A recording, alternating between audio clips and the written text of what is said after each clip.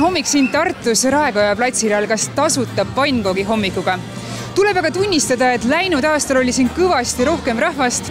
Ei tea, kas paljud tudengid on hetkel tööl, sellepärast et näib, et muud võimalust tänapäeval kõrgharidust omandada lihtsalt ei ole. Priita ja Lotte ütlevad, et kui vanemad ei toetaks, peaksid ka nemad oluliselt rohkem õpingute kõrvalt tööd tegema, et kuidagigi ära elada. Vanemad maksavad ühikat ja siis ma ise hoolitsen siis kõige muu eest, et mingi toit ja riided ja mingi meelelahutus ja värki. Et ma ütleks, et mul on selline 300 ringis, ma olen ise proovinud nagu püsida seal. See on 260 € tippi koos tulemas stipendiumiga, nii et see oli suht nagu päris hästi oli sellega, aga nüüd on juba keerulisem. Peab rohkem makarone ka sööma või? Jaa, ma mingi olin vist 2 kuud järjest ainult makaroni peal. Makaron hakliaga iga päev, hommiku lõuna juhtu. Jaa.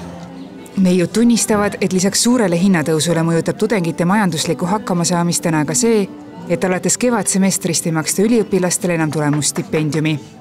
Ja see natuke pani ka rohkem nagu motiveerima, et õppida, et kui saad nagu head hinded, et siis sa saad mingit preemiat ka, et nüüd nagu see motivatsioon on mingil määral nagu ära kadunud, et enam ei ole nii tähtis, et ma pean saama nagu head hinded. Kõik hinnad on ikka väga palju kallimaks läinud, et väga raske on lihtsalt juba toidupoes käia. Natukene seda hakkab kiiremini pekslema küll, kui hindu vaatad erinevatel asjadel toidupoes, et nagu mõnest asjast, mingi šokolaadidest, ma ei ole ammu šokolaadi saanud, nii kallis on kõik. Jah, et neid maiustusi poest olen tõesti vähem hakanud ostma, et paned ikkagi seda, kui käid poes, siis sa näed, et ostsid nii vähe, aga hind on päris kõrge. Ma nagu jälgin rohkem, mis ma ostan ja planeerin rohkem välja, mida ma söön. Mõtlemiseks üldse jääb raha või? No väga ei jää. Ma arvan, et see natuke selles kinni, et kuidas sa ise oma raha majandad. Et kui sa ei käi tööl ja sa käid ainult koolis, siis on kindlasti raske, aga kui sa jällegi said samal ajal tööl, siis ma arvan, et hästi okei tegelikult. Sa käid tööl samal ajal? Mina käin tööl samal ajal, jah. Täiskohaga või poole kohaga või? Poole kohaga saab ainult kahjuks käia. Kuid lisaks üldisele hinnatõusule on paljusid üliõpilasi teinud ärevaks ka see, et järjest enam on räägitud, et kõrgharidus peaks mingis osas olema tasuline. Läinud nädalal jõuti aga koalitsioonikõnelustel kokkuleppele, et esimese eestikeelse kõrghariduse saab ka edaspidi tasuta ja järgmised võiksid olla juba tasulised.